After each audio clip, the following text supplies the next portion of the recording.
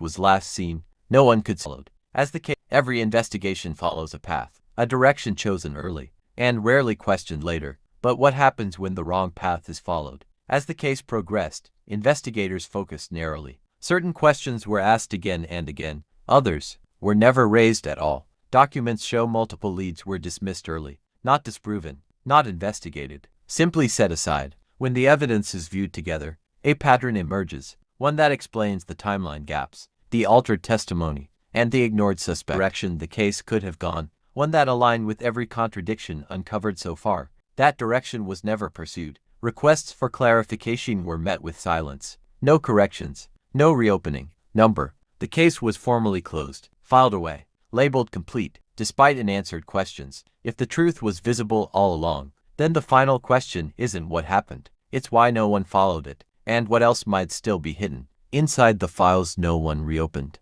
This case remains unresolved. Every investigation depends on truth. Statements, records, testimony. One version placed events early, another placed them late. The difference, and are that no one could explain. Independent analysts compared the statements with digital records, phone data, surveillance timestamps. One version aligned, the other didn't. When the footage was re-examined with corrected timestamps, it confirmed what investigators feared. Someone's statement was false.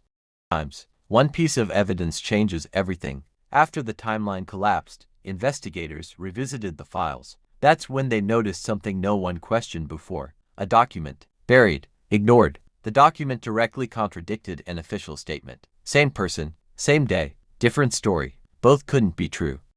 Not a misunderstanding, not a memory lapse, a direct contradiction that changed the meaning of the entire case. Despite the discovery, the official record remained unchanged. No amendment, no public acknowledgement. If someone lied, the question becomes why? To protect someone else, to protect themselves, or to protect the case from falling apart. Next on, when a case goes cold, the evidence is supposed to stay exactly where it is, unless someone moves it. Years after the investigation stalled, the case file was reopened for review. That's when someone noticed something missing. An evidence box listed a key item, but the item itself wasn't there. No replacement, no explanation, just an empty inventory log showed the item was collected, logged, and stored, but nowhere did it show when or why it was. Investigators asked when the evidence was last seen. No one could say. Asked to access the file. Records were incomplete. Old footage placed the missing item near the scene, at a time that conflicted with the official timeline. That footage was never referenced in the final.